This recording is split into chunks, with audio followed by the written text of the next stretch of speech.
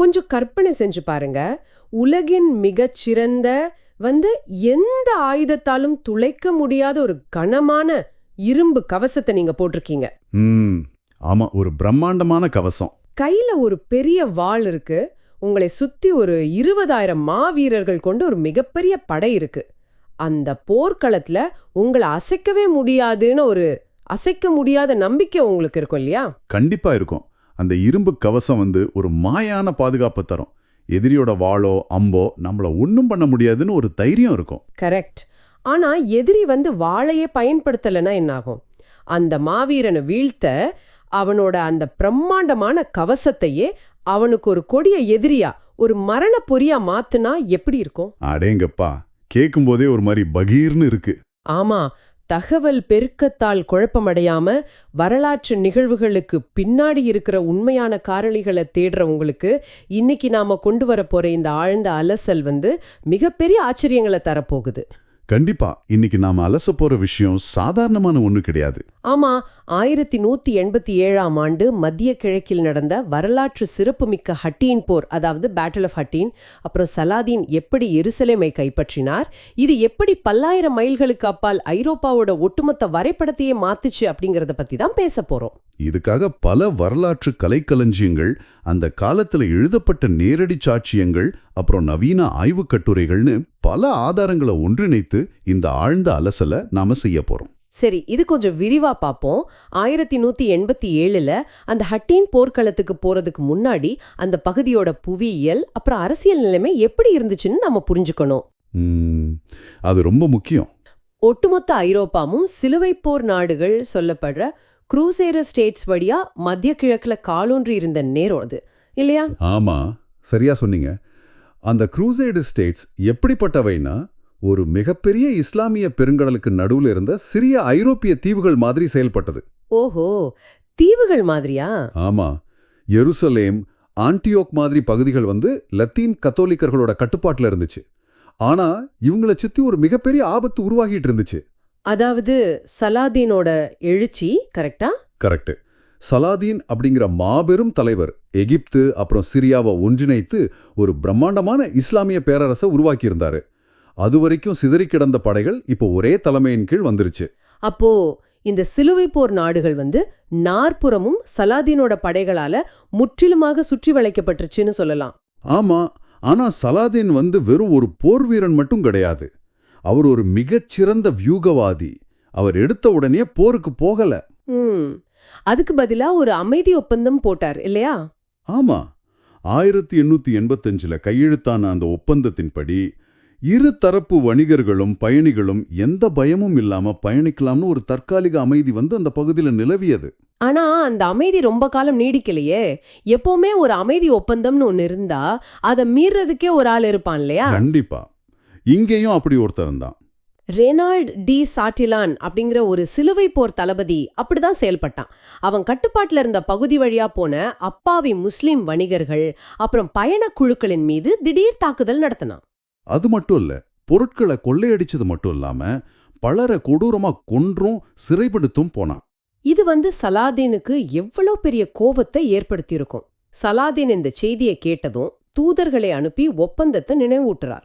ஆனா ரெய்னால்ட் அதை காதலியே வாங்கிக்கல. பாத்தீங்கன்னா, இது ஒரு சாதாரண எல்ல பிரச்சனை கிடையாது. ஒரு மாபெரும் பேரரசனின் கௌரவத்தின் மீது விழுந்த அடி இது. அதனாலதான் ரெய்னால்டே தனது சொந்த கைகளாலேயே கொள்ளுவேன்னு சலாதீன் சபதம் எடுக்கிறார். ஆனா எனக்கு இங்க ஒரு கேள்வி வருது. கேளுங்க. சலாதீன் நினைத்திருந்தால் தனது பிரம்மாண்டமான படைய வச்சு நேரா ரெய்னால்டோட கோட்டையோ அல்லது எருசலமையோ தாக்கியிருக்கலாமே. ஆனா அவர் அதை செய்யல. ஏன்? இத ஒரு பெரிய கண்ணோட்டத்துல பார்த்தோம்னா, அவர் அதை செய்யாததுக்கு காரணம் எருசலேமோட மன்னரான கை, அதாவது கிங் கை. அவர் தனது படைகளுடன் லா சஃபோரி அப்படிங்கிற இடத்துல மிக பாதுகாப்பா முகாமிட்டு இருந்தார். ஓ, அந்த இடம் ரொம்ப பாதுகாப்பானதா? ரொம்ப பாதுகாப்பானது. அந்த முகாம் மிக சிறந்த அரண்களை கொண்டது. அங்கே அவங்களுக்கு போதுமான நீர் வசதி எல்லாமே இருந்துச்சு. அப்போ சலாதீன் நேரா அங்கு போய் தாக்கினா சிலுவை போர் வீரர்களோட இரும்பு கவசங்களுக்கும் தற்காப்பு வியூகங்களுக்கும் முன்னால தனது படைகள் பெரும் சேதத்தை சந்திக்கும்னு அவருக்கு தெரிஞ்சிருக்கு. கரெக்ட். அதனால சலாதீன் அவங்களோட கோட்டைக்குள்ள போய் சண்டையிட விரும்பல. அவங்கள அந்த பாதுகாப்பான இடத்துல இருந்து வெளியே இழுக்கணும்னு நினைச்சார். அதுவும் அவங்க தாமாகவே வெளியே வரணும். ஆமா, அதுக்காக அவர் ஒரு தூண்டில வீசினார். ரேமண்ட் அப்படிங்கிறவரோட கட்டுப்பாட்டுல இருந்த டைபீரியாஸ் என்ற ஒரு சிறிய ஆனா முக்கியமான கோட்டைய சலாதீனோட படைகள் முற்றுகையிட்டன. ஓஹோ, அந்த கோட்டைக்குள்ள ரேமண்டோட மனைவியும் குழந்தைங்களும் மாட்டிக்கிட்டாங்க இல்லையா? ஆமா, கரெக்டா சொன்னீங்க. ஒரு நிமிஷம், இது அப்படியே சதுரங்க விளையாட்டுல, அதாவது செஸ்ல நடக்கல ஒரு தந்திர மாதிரி இருக்கு. எதிரிக்கு தெரிஞ்சே ஒரு மோசமான நகர்வை செய்ய தூண்டுவது. ஆமா, சரியா சொன்னீங்க. ஒரு சிறிய சிப்பாயை காப்பாற்றுவதற்காக ராஜாவே பாதுகாப்பற்ற இடத்திற்கு கொண்டு வர்ற ஒரு வலை இது. ஆனா மன்னர் கை முட்டாள் இல்லையே. கண்டிப்பா இல்ல. அவருக்கு தெரியும் டைபீரியாஸ் கோட்டையை காப்பாற்ற போனா நீர் வசதி இல்லாத வறண்ட பாலைவன பகுதியை தாண்டி செல்லணும்னு, அதுவும் ஜூலை மாத கோடை காலத்துல. தங்களது முழு படையையும் இப்படிப்பட்ட ஆபத்துல மாட்டுவது எவ்வளோ பெரிய முட்டாள்தனம், ஒரு தற்கொலைக்கு சமமான முடிவுன்னு தெரிஞ்சிருந்தோம் அவர் ஏன் அதாயில விழுந்தாரு? என்ன சொல்றதுன்னா, அரசியல் நிர்பந்தம் அப்படிங்கிறது சில நேரங்கள்ல போர்க்கள யதார்த்தங்களை விட பயங்கரமானது. ஓ, அரசியல் காரணங்களா? ஆமா, மன்னர் கைக்கு அந்த பகுதியோட புவியியல் அமைப்பும் தெரியும், கோடையோட உக்ரமும் தெரியும். ரேமன் கூட மன்னர் கையை எச்சரிச்சாரு, என் கோட்டை விழுந்தாலும் பரவாயில்ல, என் குடும்பம் பிடிபட்டாலும் பரவாயில்ல, பாதுகாப்பான முகாமை விட்டு வெளியே வராதீங்கன்னு மன்றாடினார். அடா, சொந்த குடும்பம் மாட்டிக்கிட்டாலும் பரவாயில்லன்னு சொல்லியிருக்காரு. ஆமா, ஆனா ரேனால்ட் மாதிரி சில தீவிரமான தளபதிகள் மன்னர் கையை தூண்டி விட்டாங்க. ஒரு சிறிய கோட்டையை கூட காப்பாற்ற போகலேன்னா நீங்க என்ன ஒரு வீரன்னு கேட்டாங்க. ஐரோப்பாவிலிருந்து வந்த நிதியையும் வீரர்களையும் வச்சுக்கிட்டு கோழை மாதிரி பதுங்கி இருக்கீங்கன்னு ரொம்ப விமர்சனம் செஞ்சிருக்காங்க. கரெக்ட். மன்னர் கை புதிதா பதவிக்கு வந்தவர், தனது பலத்தை நிரூபிக்க வேண்டிய கட்டாயம் அவருக்கு இருந்துச்சு. தனது கூட்டாளியை காப்பாற்ற போகலேன்னா பதவியே பறிப்போயிடுங்கிற அரசியல் பயம் அவரை ஒரு பேரழிவான முடிவு எடுக்க வச்சுது. அப்போ அவர் தனது 20,000 வீரர்களுடன் அந்த பாதுகாப்பான முகாமை விட்டு வெளியேறி டைபீரியாஸை நோக்கி நடக்கத் தொடங்கினார். ஆமா, அந்த பயணம் எப்படி இருந்திருக்கும்னு நினைச்சு பார்ப்பதே பதைவதைப்பா இருக்கு. ஜூலை 3ஆம் தேதி, சுட்டெரிக்கும் கோடை வெயில். ஒவ்வொரு வீரரும் சுமார் 25 கிலோ எடையுள்ள கனமான இரும்பு கவசத்தை போட்டிருக்காங்க. மூச்சு முட்டுது. மெஸ்கெனா அப்படிங்கிற ஒரு வறண்ட பீடபூமியில அவங்களோட அணிவகுப்பு நகருது. எங்கும் தண்ணியே இல்ல, நிழலும் இல்ல. உடலோட வெப்பம் அந்த கவசத்துக்குள்ள ஒரு ஓவன் மாதிரி சுட்டெரிக்குது. அதாவது சிலுவை போர் வீரர்களோட மிகப்பெரிய பலமான அந்த இரும்பு கவசமே இப்ப அவங்களுக்கு யமனா மாறிடுச்சு. சலாதீன் அவங்கள நேரடியா தாக்கல, மாறாக இயற்கையையும் தாகத்தையும் தான் தனது ஆயுதங்களாக மாத்தினார். இருட்ட தொடங்குனதும் அவங்க ஹட்டின் குன்றுகளுக்கு பக்கத்துல முகாமிடுறாங்க. ஆனா அந்த இரவு ஒரு நரகமா மாறப்போகுதுன்னு அவங்களுக்கு தெரிஞ்சிருக்க வாய்ப்பில்ல. இங்கேதான் விஷயம் ரொம்ப சுவாரஸ்யமாகுது. அந்த தோல்விக்கு காரணம் ஆயுத பலமா இல்ல சலாதீனோட தந்திரமான உளவியல் யுத்தமா? ஏன்னா இரவு முழுவதும் முரசு சத்தமும் புகையும் நவீன கால திரைப்படங்கள்ல வர்ற த்ரில்லர் காட்சிகளை போல இருக்கே. ஆமா, நீங்க சொல்றது 100க்கு 100 உண்மை. அந்த இரவு தான் வரலாற்றுல மிகச்சிறந்த உளவியல் தாக்குதல்கள்ல ஒன்னா கருதப்படுது. அதாவது சைக்கலாஜிக்கல் வார்ஃபேர். சிலுவை போர் வீரர்கள் தாகத்தால தொண்டை வறண்டு உடல் சோர்வடைந்து தூங்க முயன்றாங்க. ஆனா சலாதீனோட படைகள் அவங்கள நாற்புறமும் சுற்றி வளைத்து கொண்டன. ஓஹோ. இரவு முழுவதும் முஸ்லிம் வீரர்கள் முரசு கொட்டிக்கிட்டும் பாடல்களை பாடிக்கிட்டும் இருந்தாங்க. சிலுவை போர் வீரர்களோட தூக்கத்தை முற்றிலுமாக கெடுப்பதுதான் முதல் நோக்கம். அதோட நிக்கலையே அவங்க? இல்ல, அடுத்ததா பாத்தீங்கன்னா கொஞ்சமாவது ஈரப்பதம் இருந்தாலும் அதையும் இல்லாம செய்ய சுற்றி இருந்த காய்ந்த புதர்களுக்கும் உலர்ந்த பொருட்களுக்கும் தீ வச்சாங்க. ஆத்தி, அந்த புகை நேரா சிலுவை போர் வீரர்களின் முகாமுக்குள்ள போயிருக்கோம்ல? ஆமா, ஏற்கனவே தாகத்தால மூச்சு திணறிக் கொண்டிருந்த அவங்களோட நுரையீரல்களுக்குள் இந்த புகை சென்றதும் நிலைமை படுமோசமாகிருச்சு. 20,000 பேர் கொண்ட ஒரு மாபெரும் படை, உலகையே அச்சுறுத்திய மாவீரர்கள் வெறும் முரசு சத்தத்தாலும் புகையாலும் முடங்கி போனாங்கங்கிறது ரொம்ப ஆச்சரியமா இருக்கு. இதுல உச்சக்கட்ட கொடூரம் என்ன தெரியுமா? கலிலியா கடல், அதாவது சீ ஆஃப் காலிலி, அங்கிருந்து சில மைல் தொலைவில் தான் இருந்துச்சு. ஓ, தண்ணி பக்கத்திலே இருந்திருக்கா? ஆமா, சலாதீனோட ஆட்கள் ஒட்டகங்கள்ல அங்கிருந்து குளிர்ந்த தண்ணீரை கொண்டு சிலுவை போர் வீரர்களுக்கு தூரத்துல காட்டி அதை அப்படியே தரையில ஊற்றுனாங்க. நிஜமாவா? தாகத்தால மரண விளிம்பில் இருக்கிற ஒருவனுக்கு முன்னால தண்ணீரை கீழே ஊற்றுவது எப்பேற்பட்ட ஒரு மனச்சிதைவை ஏற்படுத்தும். கரெக்ட். உடலளவிலும் மனதளவிலும் சிதைந்து போன அந்த படை மறுநாள் காலை ஜூலை 4 அன்னைக்கு ஹட்டீன் கொம்புகள் என்ற அந்த இரட்டை மலை குன்றுகள்ல இறுதிப் போரை சந்திக்குது. அந்த இறுதிப் போர் எப்படி இருந்துச்சு? அந்த இறுதிப் போர் அப்படிங்கிறது ஒரு யுத்தம்னு சொல்றதை விட ஒரு படுகொலைன்னு தான் சொல்லணும். தாகத்தாலும் புகையாலும் தவித்த சிலுவை போர் வீரர்கள் தங்களின் வழக்கமான எந்த வியூகங்களையும் பின்பற்ற முடியல. தாகத்தை தீர்த்துக்கணும் அப்படிங்கிற வெறியில பலர் தங்க கவசங்களை கழற்றி வீசிட்டு முஸ்லிம் படைகளின் அரணை உடைத்து தண்ணீரை நோக்கி ஓட முயன்றாங்க இல்லையா? ஆமா, அவங்க மிக எளிதாக வீழ்த்தப்பட்டாங்க. இந்த ஒட்டுமொத்த போரின் இறுதி தருணங்களை சலாதீனோட 17 வயது மகன் அல் அஃப்தால் நேரில் பார்த்து ஒரு வரலாற்று பதிவாக விட்டு சென்றிருக்கார். அந்த சாட்சியம் என்ன சொல்லுது? சிலுவை போர் வீரர்களோட ஒரு சிறு குழு மன்னர் கையை சுற்றி அரணாக நின்னு தங்களோட முழு பலத்தையும் திரட்டி சலாதீன் இருந்த மலையை நோக்கி 2 முறை மிக கடுமையா தாக்குனாங்களாம். ஓ, அந்த தாக்குதல் எவ்வளவு உக்கிரமா இருந்துச்சுன்னா சலாதீனே ஒரு கட்டத்துல பதற்றம் அடைஞ்சு தன்னோட தாடியை புடிச்சுக்கிட்டு நின்றாராம். ஆனா முஸ்லிம் படைகள் அவங்கள மீண்டும் பின்னுக்கு தள்ளின.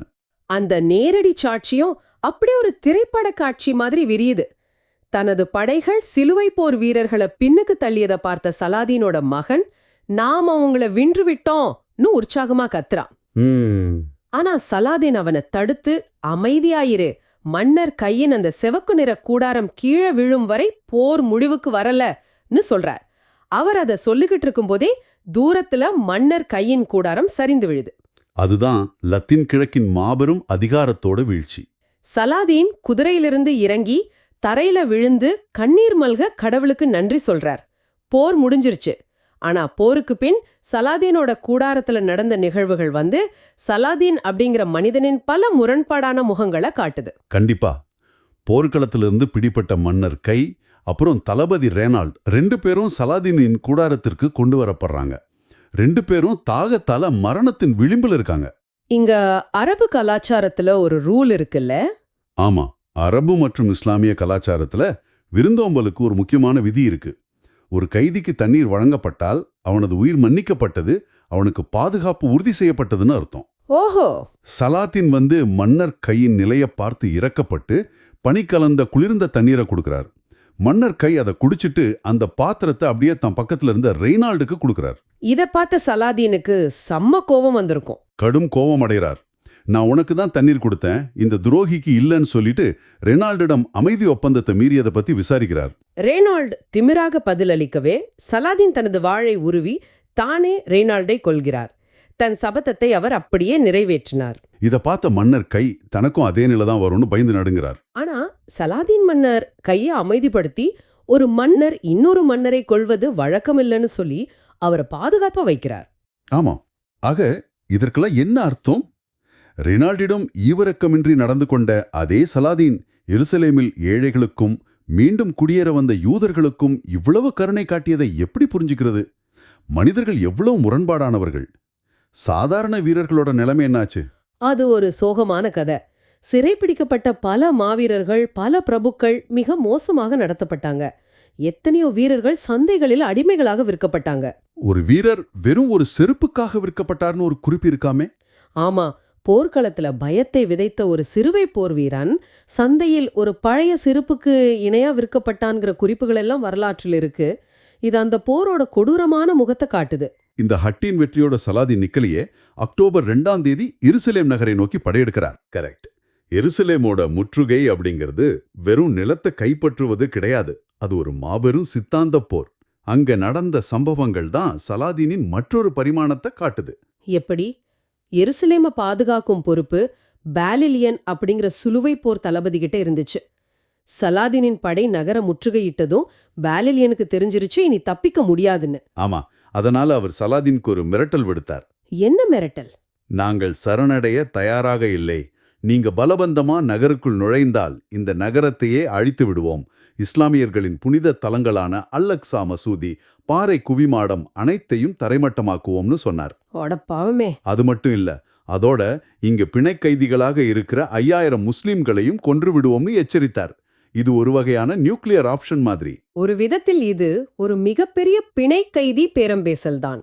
தன்னிடமுள்ள புனித தலங்களை அழித்து விடுவோம் என்ற மிரட்டல் சலாதீனை யோசிக்க வைக்குது.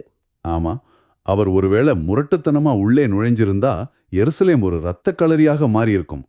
ஆனா அவர் அமைதியான முறையில் நகரம் சரணடைய ஒப்புக்கொள்கிறார்.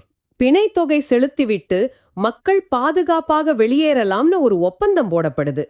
இங்கேயும் சலாதீனின் ஒரு முரண்பாடான கருணை வெளிப்படுதுல. கரெக்ட். பணக்காரர்கள் தங்களுக்கு தேவையான பிணைத்தொகையை செலுத்திட்டு போயிட்டாங்க. ஆனா பிணைத்தொகை கட்ட முடியாத ஆயிரக்கணக்கான ஏழைகள் என்ன பண்ணுவாங்க? அதுக்கு சலாதீனும் அவரது சகோதரரும் தங்களோட சொந்த பணத்தையே செலுத்தி பல ஏழைகளை விடுவித்திருக்காங்க. ஆமா. மேலும் முதல் சிலுவை போரின் போது எருசலேமிலிருந்து விரட்டி அடிக்கப்பட்ட யூதர்களை மீண்டும் வந்து குடியேற சலாதீன் அழைப்பு விடுத்தார். ஒரு புறம் ஒரு செருப்புக்காக மனிதர்களை அடிமையாக விற்ற படைகளின் அரசன், மறுபுறம் ஏழைகளுக்காக தன் சொந்த பணத்தை கொடுத்த கருணையாளன். அந்த சிக்கலான தன்மை தான் வரலாற்றை இவ்வளோ சுவாரஸ்யமா ஆக்குது. இந்த எருசலேம் வீழ்ச்சியோடு ஹட்டின் போரோட கதை முடிஞ்சிடல. அதோட அதிர்வலிகள் எப்படி இருந்துச்சு தெரியுமா? எப்படி இருந்துச்சு? எருசலேம் விழுந்த செய்தி பல வாரங்கள் கழித்து ரோமுக்கு சென்றடையுது. அப்போதைய போப் அர்பன் III இந்த செய்தியை கேட்கிறார். எருசலேம் அப்படிங்கிறது அவங்களுக்கு வெறும் ஒரு நகரம் கிடையாது. ஆமா, அது ஒரு புனித பூமி. அன்றைய ஐரோப்பிய வரைபடங்கள்ல, அதாவது டியோ மேப்னு சொல்லப்படுற வரைபடங்கள்ல எருசலேம் தான் உலகின் மையம், கடவுளோட பூமி. அந்த புனித நகரம் மீண்டும் இஸ்லாமியர்கள் வசம் சென்று விட்டதுன்ற செய்தி போப்புக்கு ஒரு மாபெரும் உளவியல் பேரிடியா இருந்துச்சு. அந்த செய்தியை கேட்ட அதிர்ச்சியிலேயே அவருக்கு நெஞ்சுவலி ஏற்பட்டு மரணமடைந்தார்னு வரலாற்று ஆய்வுகள் சொல்லுது. என்னது? அதிர்ச்சியிலேயே இறந்துட்டாரா? ஒரு நகரத்தின் வீழ்ச்சி பல ஆயிரம் மைல்களுக்கு அப்பால் இருக்கிற ஒரு கண்டத்தின் மத தலைவரை கொல்லும் அளவுக்கு தாக்கம் செலுத்துதுன்னா அது சாதாரண விஷயம் கிடையாது. கண்டிப்பா. இங்க மிகவும் ஆச்சரியமான விஷயம் என்னவென்றால், எப்படி மத்திய கிழக்கில் நடந்த ஒரு போர் முழு ஐரோப்பிய கண்டத்தின் பொருளாதாரத்தையும் அரசியலையும் புரட்டி போட்டது அப்படிங்கிறது தான். போப் இறந்தவுடன் அடுத்ததாக வந்த போப் சும்மா இருக்கல. உடனடியாக ஒரு புதிய சிலுவை போருக்கான, அதாவது 3ஆம் சிலுவை போருக்கான அழைப்பை விடுக்கிறார். ஆமா. இந்த போருக்கு நிதியளிப்பதற்காக ஐரோப்பாவின் பொருளாதார கட்டமைப்பிலேயே ஒரு மிகப்பெரிய மாற்றம் கொண்டு வரப்படுது. இங்கிலாந்திலும் பிரான்சிலும் ஒரு புதிய வரி அறிமுகப்படுத்தப்பட்டது. அதன் பெயர் சலாதீன் வரி, அதாவது சலாதீன் டைட். இந்த சலாதீன் வரி ஐரோப்பிய பொருளாதார வரலாற்றில் ஒரு மிக முக்கியமான திருப்புமுனை. அது ஏன் அவ்வளோ முக்கியம்? தங்கள் சொந்த நிலங்களிலிருந்து வர்ற வருமானத்தையோ அல்லது தங்களுக்கு கீடு இருக்கும் குறுநில மன்னர்களிடமிருந்து தான் போருக்கான பணத்தை பெறுவாங்க. ஓஹோ. ஆனா முதல் முறையா ஒரு முழு தேசத்தின் அனைத்து மக்களின் மீதும் அவங்களோட சொத்துக்களின் மீதும் ஒரு மாபெரும் வரி விதிக்கப்பட்டது. மக்களின் வருமானத்திலும் அசையும் சொத்துக்களிலும் 10% வரியாக வசூலிக்கப்பட்டது. இது நவீன கால அரசுகள் எப்படி போர் நிதியை திரட்டுதுங்களோ அதற்கான ஒரு ஆரம்ப புள்ளி எனலாம். கரெக்ட். இந்த வரி மூலம் பல மில்லியன் நாணயங்கள் திரட்டப்பட்டன. அதைவிட முக்கியம், இந்த எருசலேம் வீழ்ச்சி ஐரோப்பிய அரசியலில் ஏற்படுத்திய மாற்றம். அந்த 3 மன்னர்கள் இணைஞ்சாங்கல்ல, அதானே? ஆமா. இங்கிலாந்தின் அரசன் ரிச்சர்ட், பிரான்சின் மன்னன் பிலிப் மற்றும் ஜெர்மனியின் மாபெரும் பேரரசர் ஃப்ரெட்ரிக் பார்பரோசா, இவங்க மூவரும் ஒருவருக்கொருவர் ஜென்ம விரோதிகள். ஆனா எருசலேமை மீட்க வேண்டும் என்ற ஒரே காரணத்திற்காக தங்களுக்குள் இருந்த அத்தனை எல்லை பிரச்சினைகளையும் பகைகளையும் ஓரம் கட்டிவிட்டு ஒன்னா கைகோர்த்தாங்க.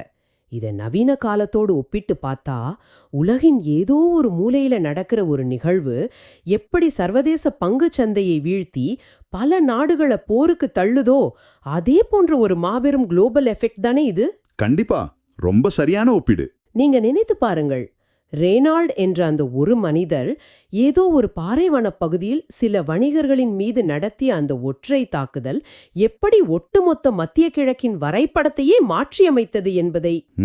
இது ஒரு மிகப்பெரிய பட்டாம்பூச்சி விளைவு, அதாவது பட்டர்ஃப்ளை எஃபெக்ட். ஆமா, ரேனால்டின் தாக்குதல் சலாதீனோட சபதத்தை தூண்டியது. அந்த சபதம் டைபீரியாஸ் முற்றுகைக்கு காரணமானது. அந்த முற்றுகை மன்னர் கைய தற்கொலைக்கு சமமான ஒரு பாலைவன பயணத்திற்கு இழுத்தது. அந்த பயணம் ஹட்டின் போரின் பேரழிவுல முடிஞ்சது. அந்த பேரழிவு எருசலேமின் வீழ்ச்சிக்கு வழிவகுத்தது. எருசலேமின் வீழ்ச்சி போப்போட மரணத்திற்கும் ஐரோப்பாவில் ஒரு புதிய பொருளாதார வரிக்கும் 3 மாபெரும் மன்னர்கள் ஒன்றிணைவும் காரணமானது.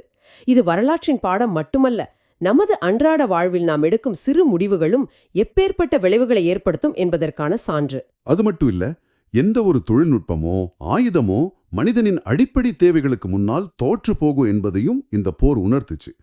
25 கிலோ இரும்பு கவசம் அணிந்த ஐரோப்பிய படைகள் தங்களை வீழ்த்த முடியாதுன்னு நம்புனாங்க.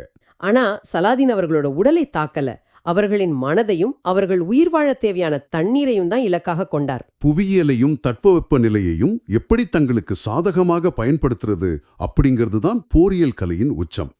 ஹட்டின் போர்க்களம் அதைதான் உலகுக்கு உரக்கச் சொன்னது. சரி, இந்த ஆழ்ந்த அலசலை நிறைவு செய்வதற்கு முன் உங்களுக்கு ஒரு கேள்வியை விட்டுச் செல்ல விரும்புகிறோம். என்ன கேள்வி அது? இந்த ஹட்டின் போரின் வீழ்ச்சி சலாதீனின் தலைமையில் இஸ்லாமிய உலகை ஒன்றிணைத்ததை விட எருசலேமை இழந்த விரக்தியில் ஐரோப்பிய தேசங்களை மதத்தின் பெயரால் ஒன்றிணைத்து அடுத்த பல நூற்றாண்டுகளுக்கான மாபெரும் மோதலுக்கு வித்திட்டது என்று சொல்லலாமா? ஒரு தோல்வி எப்படி ஒரு கண்டத்தின் அடையாளத்தையே மாற்றியமைத்தது அப்படிங்கறத நீங்களே சிந்தித்து பாருங்க. மீண்டும் நமது ஆரம்ப கேள்விக்கே வருவோம். நீங்கள் அணிந்திருக்கும் கவசம் எவ்வளவு வலிமையானது என்பது முக்கியமல்ல. உங்கள் எதிரி உங்களுக்கே தெரியாமல் உங்களை எப்படிப்பட்ட வலைக்குள் இழுக்கிறான் என்பதை அறிவதே உண்மையான வலிமை. வரலாறு எப்போதும் வெறும் போர் வீரர்களை பற்றி மட்டும் பேசுவதில்லை, அது மனித மனதின் உளவியலை பற்றியும் பேசுது. உங்களுடன் இணைந்து வரலாற்றின் இந்த பக்கங்களை அலசியது மிகச் சுவாரஸ்யமாக இருந்தது. மீண்டும் அடுத்த ஆழ்ந்த அலசலில் சந்திப்போம். நன்றி.